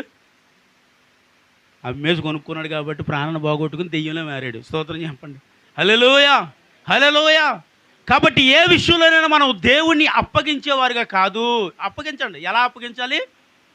నువ్వు పొందిన రక్షణ మరొకరు పొందేలా అప్పగించాలి. స్తోత్రం చెప్పండి. ఏంటి అప్పగించడం అంటే? అప్పగించడం అంటే ఏంటండి? అప్పగించడం అంటే లోకానుసారం జీవితంలోకి వెళ్ళిపోతారంతే. అప్పటికప్పుడు అప్పగింతలు గుర్తొచ్చేస్తాయి. మీ పెళ్ళిళ్ళు అవి గుర్తొచ్చేస్తాయి. అప్పగింతలు అయినాయండి? చేశారండి అప్పగింతలు? అంటే ఆచారపరంగా పెళ్ళిళ్ళు చేసుకుని నాకు కూడా అప్పగింతలు ఇచ్చారండి. అమ్మగారు నాకు కూడా అప్పగింతలతో పంపించారు కూడా. అప్పగింతలు అనేది ఏంటంటే ఆమె బాధ్యతను మనకి అప్పగిస్తారు. కాబట్టి ఈ ప్రాణం ఉన్నంత వరకు ఆమెను కాపాడుకోవాలి. ఆమెను చెప్పండి. హల్లెలూయా. ఆమె ప్రాణం ఉన్నంత వరకు ఆదామరాజు గారు చప్పట్లు కొడితే ఒక్కరు కూడా స్పందించరే? కొట్టండి. అంతేనండి. వాళ్ళ మిస్సెస్ని ఎంత అలా చూసుంటారో తెలుసు మీకు? ఆశ్చర్యమే. హల్లెలూయా. ఎందుకంటే అలా ఉండాలి అంటే అది నీ బాధ్యత. నీకేం చేశారు తీసుకొచ్చి? మీకు విషయం క్లారిటీగా చెప్తాను. మన వయసులో అయితే 18, 17, 16 సంవత్సరాలు, 14 సంవత్సరాలు, 12 సంవత్సరాలు, ఇంకా కిందకి వెళ్ళిపోతే 9 సంవత్సరాలకి కూడా వివాహాలు అయిపోయినాయి కదా అండి. ఇప్పుడైతే ఇంకా ఉద్యోగాలు ఇవన్నీ ఇప్పుడు 30 ఇయర్స్ అలాగా దాటేసినా సరే వివాహాలు చేసుకుంటలే. కానీ ఎప్పుడైతే వివాహం చేసేటప్పుడు అప్పగింతలు అనేది ఆమె బాధ్యతను నీకు అప్పగిస్తున్నానని పెట్టి చేతిలో పెట్టి ఆ తల్లి తండ్రి, మీకు విషయం తెలుసా? ఆ అప్పగించేటప్పుడు మీరు సరిగ్గా గుర్తించారో లేదో, చూసారో లేదో, మీరు ఆల్రెడీ అనుభవించారు కాబట్టి చెప్తున్నాను నేను. తీసుకున్న మీకేముండదో ఏమా, అప్పగించిన వాళ్ళకే ఉంటుంది. హల్లెలూయా. నిజమండి. ఆమెను నీకు అప్పగించేటప్పుడు నీకు చాలా ఆనందంగా ఉంటుంది మీకు మగోళ్ళకి. దేవుని స్తోత్రం హల్లెలూయా. కానీ ఇక్కడ ఆడవాళ్ళకి ఎలా ఉంటుందో తెలుసా అండి? ఎందుకంటే సపోజ్‌గా 20 ఏళ్ళు పెంచారు అనుకుందాం. 20 ఏళ్ళ తల్లితో, తండ్రితో, తమ్ముడితో, అన్నయ్యలతో, అక్కతో, తోడబుట్టినోళ్ళు ఇంకా వగేర వగేర బంధువులు, మేనమామలు, మేనత్తలు బోలెడు మంది ఉంటారు వీళ్ళకి. ఇంతమందిని వదిలొచ్చేయాలి ఇప్పుడు. ఎక్కడొచ్చేసిందండి వదిలి?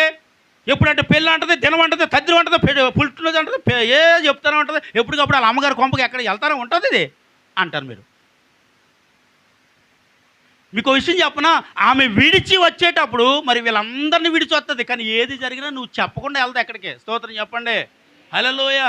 నిజమే, మీ తమ్ముడు పెళ్ళే, మీ బామ్మద్దు పెళ్ళే, కానీ చెప్పకుండా వెళ్దావు. ఆమె తమ్ముడు పెళ్ళే వెళ్దావు. ఆవిడికి చెల్లెలు పెళ్ళే, నువ్వు చెప్పకుండా వెళ్దావు. మేనత్త కూతురు పెళ్ళే, మేనగొడుకు పెడుగు పెళ్ళే, రకరకాలు ఉన్నాయండి బంధువులు. కానీ ఏ పెళ్ళి వచ్చినా నీ దగ్గరికి వచ్చి చెప్పకుండా వెళ్దావు. స్తోత్రం చెప్పండి.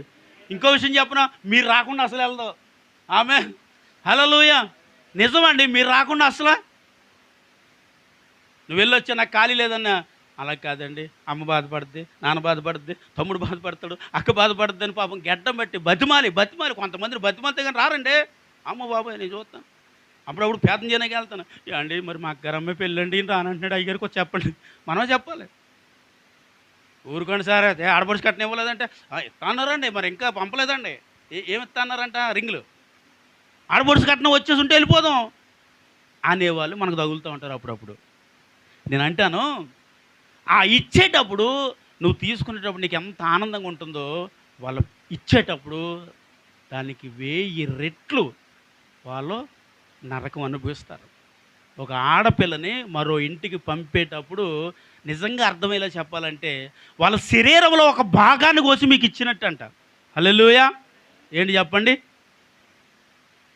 ఇక్కడ వివాహం చేసుకున్న బిడ్డలు ఉన్నారు కాబట్టి అర్థమైతే ఇదిగా మీరు అర్థం చేసుకోండి, వాళ్ళు అర్థం చేసుకోండి. మీ మీద ఎన్నో బాధ్యతలతో మీ ఇంటికి వచ్చింది ఆ స్త్రీ అంటే, ఆ స్త్రీని తన తండ్రి శరీరంలోంచి, తన తల్లి శరీరంలోంచి ఒక భాగాన్ని కోసి మీకు ఇచ్చారు. కాబట్టి దానిని నువ్వు ఏం చేసుకోవాలో తెలుసా? చాలా జాగ్రత్తగా కాపాడుకోవాలి. అదే అప్పగింతలు. అయ్యా మేము ఎప్పుడు వరకు ఉంటామో,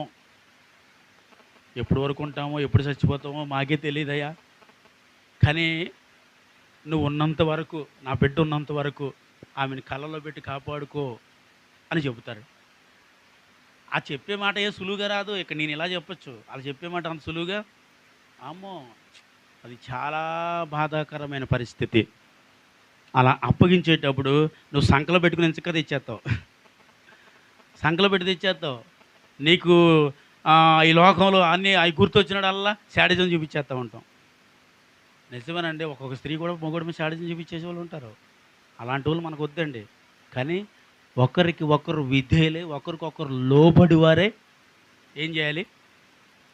బ్రతకమని తల్లి తండ్రి అప్పగించారు. కాబట్టి నీ ప్రాణం ఉన్నంత వరకు ఆ వ్యక్తి ఎలాంటిదైనా సరే ఇక్కడ పెట్టి కాపాడుకునే భర్తవు కావాలి. ఆమేన్ హల్లెలూయా. ఇక్కడ పెట్టి కాపాడుకునే భర్తవు కావాలి. భర్త అంటే ఏంటంట? బరాయించేవాడు అంటది. కాబట్టి స్త్రీని నువ్వేం చేయాలి? కాపాడుకోవాలి. నిజమండి, ఎప్పుడు నేను కాపాడుకుంటూ ఉంటాను నేను అన్నట్టు నా మొహం ఎర్రగా చూసేస్తున్నారు ఇటుపక్క. అండ్ మీరు కాపాడతారు కాదని అనట్లేదు, దేవునికి స్తోత్రం హల్లెలూయా. కానీ మీకు గుడ్డలు ఉతికేటప్పుడు భయం వేస్తుంది, మీకు అన్నం వండేటప్పుడు భయం వేస్తుంది, మీరు ఇంటికి వచ్చేటప్పుడు భయం వేస్తుంది, పడుకునేటప్పుడు భయం వేస్తుంది, మీరు టీవీ చూసేటప్పుడు ఆ టీ పెట్టేటప్పుడు భయం వేస్తుంది. అన్ని క్షణము భయపడుతూనే ఉంటుంది. ఎలాంటి వాడికి తెలుసా? శాడిజంగా చూపించేవాడికి. ఎందుకో తెలుసా? ఏంటి టీ ఏంటి డెకాసం తక్కువైంది, లేకపోతే పందారు ఎక్కువైంది, లేకపోతే పందారు తక్కువైంది, ఏంటి కూరలో కారం ఎక్కువైంది, ఏంటి షర్ట్ ఏంటి మరకేంటి ఎక్కడదే అంటే ఇలాంటివి ఏమైనా భర్త నుంచి ఒకవేళ వస్తుందేమో అని భయంతో భర్తకి భార్య కాకూడదు. ఎలాగున్నా పర్లేదండి మా ఆయన, దేవుని స్తోత్రం హల్లెలూయా. అబ్బే నా సట్టి మధ్యకాలంలో మీరు నా బనేలు చూస్తే అల్లిపోతారండి. వాటర్ ప్రాబ్లం వచ్చింది ఇక్కడ, మొత్తం బనేలన్నీ మరకలు అయిపోయినాయి. వేసుకున్నప్పుడల్లా నాకు భయం వేస్తుంది. అమ్మగారు అంటే వేసుకున్నాడల్లా నా వైపు అలా చూస్తాడు, తిడతానేమో. అసలు ఎందుకు తిడతాను? ప్రాబ్లం ఆవిడ కాదు కదా, నీళ్ళు ప్రాబ్లం నాకు. మీ జీవితంలో కొన్ని జరిగే పరిస్థితులు బట్టి ప్రాబ్లమ్స్ ఉంటాయి.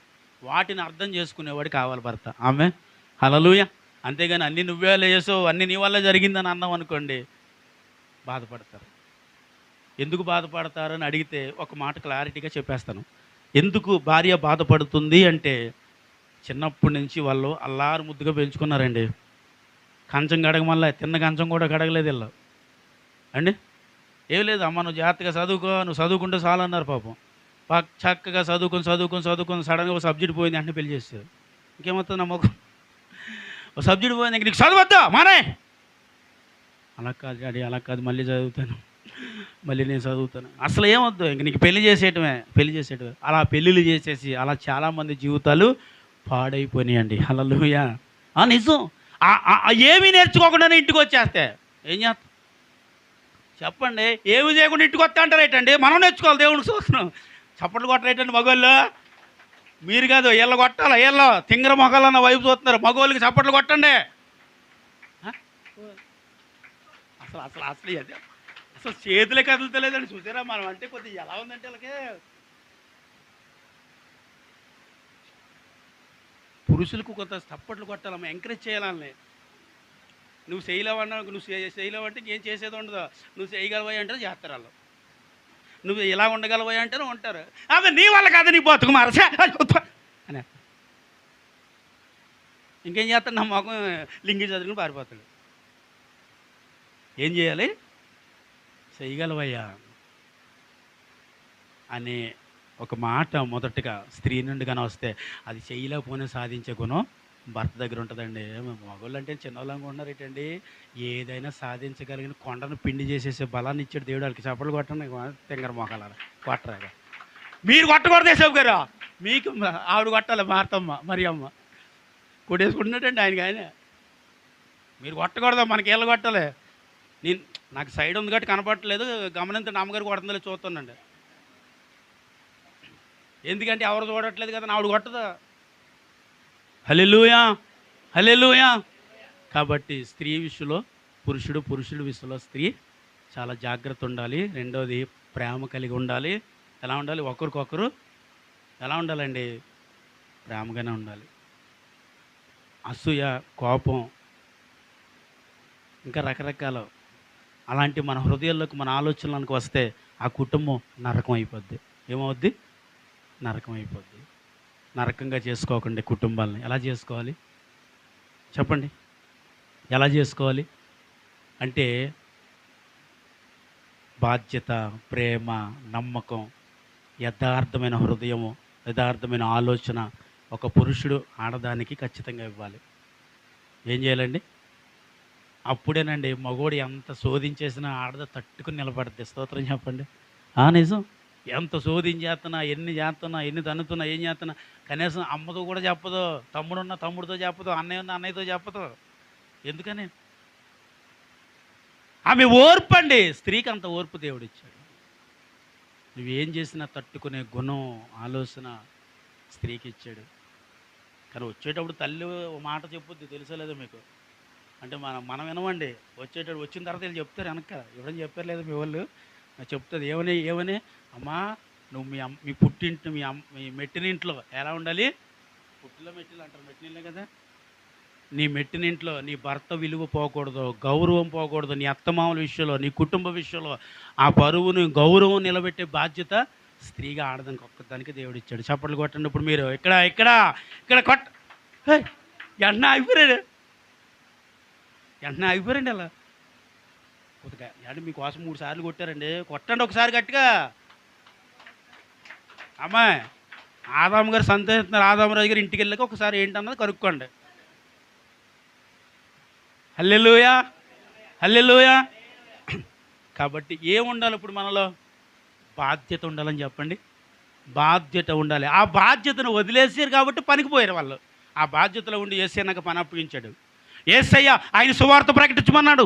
ఆయన చనిపోయే ముందే నన్ను ఏం చేసుకున్నాడు? ఆయన పని కొరకు ఏర్పాటు చేసుకున్నాడు. కాబట్టి నేను నమ్మకమైన పనివాడిగా ఆయన సువార్త ప్రకటించి అనేక ఆత్మల రక్షణ కొరకు నిలబట్టాలని అనుకున్నాడు. జారి వెళ్ళిపోయి పని చేసుకుంటున్నాడు. కానీ దేవుడు వదిలేలేదు, వచ్చాడు, మాట్లాడాడు, 40 దినములు వారితో ఉన్నాడు. పరిశుద్ధాత్మ దేవుడై వారిని అనుగ్రహించి, వరాలు ఇచ్చి, కృపావరాలు అనుగ్రహించి, ఇంక నేను వెళుతున్నాను, మళ్ళా రెండో రాకల్లో నేను మీ దగ్గరికి వస్తాను. మరి ముందు 3వ రోజు వస్తానని అన్నాడు, వచ్చాడు లేదండి? అది నమ్ముతున్న మీరు రెండో రాకడ ఉన్నదని కూడా మీరు నమ్మాలి. ఆమె హల్లెలూయా. ఆయన వస్తాడు, మనందరం కలిసి ఆయనను చూస్తామనే విశ్వాసం మీకు ఉండాలి. ఆ విశ్వాసం నేను అంటాను, కష్టాన్ని, బాధని, అవమానాలు, నిందలను భరాయించి క్రీస్తు వలే నువ్వు బ్రతికినప్పుడు యేసుని ఎదుర్కొంటావు. చప్పట్లు కొట్టి ప్రభు నామని మహింపరిచి అందరూ మోకరించండి, అందరూ మోకరించండి, అందరూ మోకరించండి. సమయం కొద్ది మాటలు నా ప్రభు దీవించి ఆశీర్వదించునుగాక. ఆమేన్. హల్లెలూయా.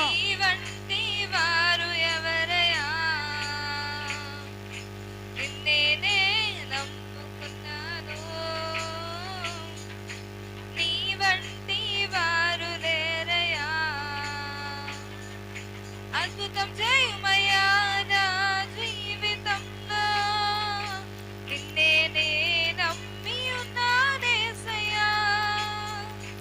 అద్భుతం చేయుమయ్యా నా జీవితంలో, నిన్నే నే నమ్మి ఉన్నానేసయ్యా.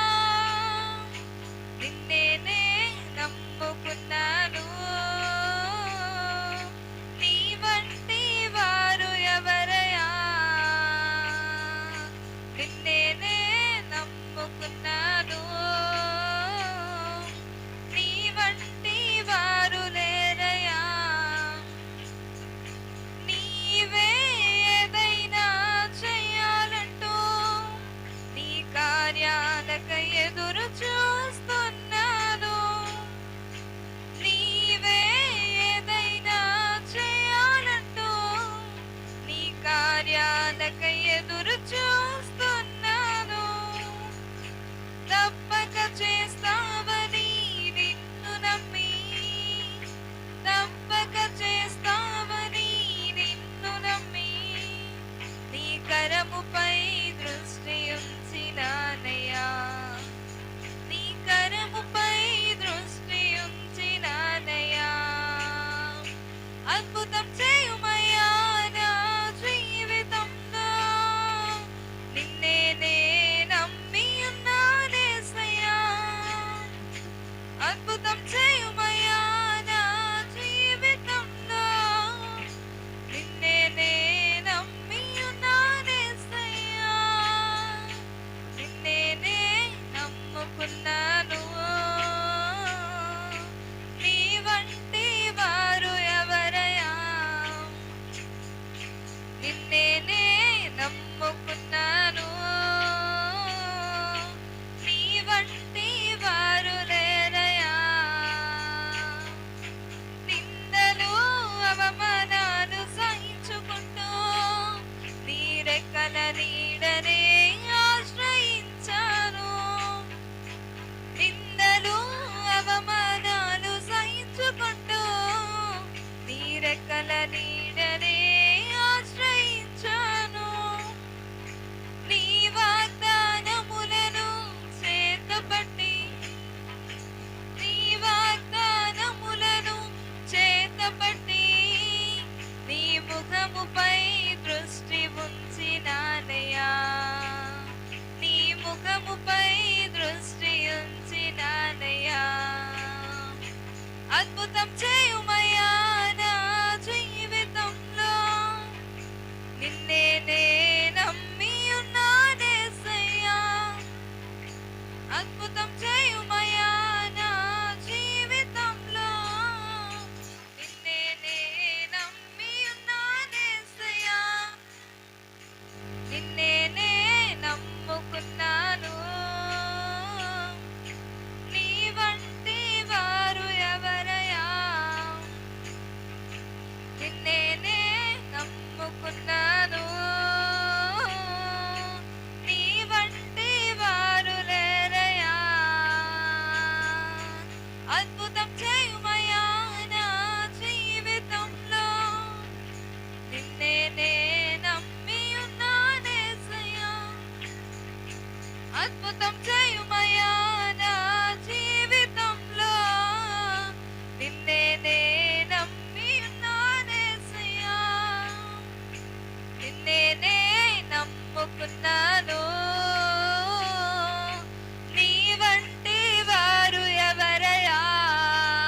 చెప్తాం.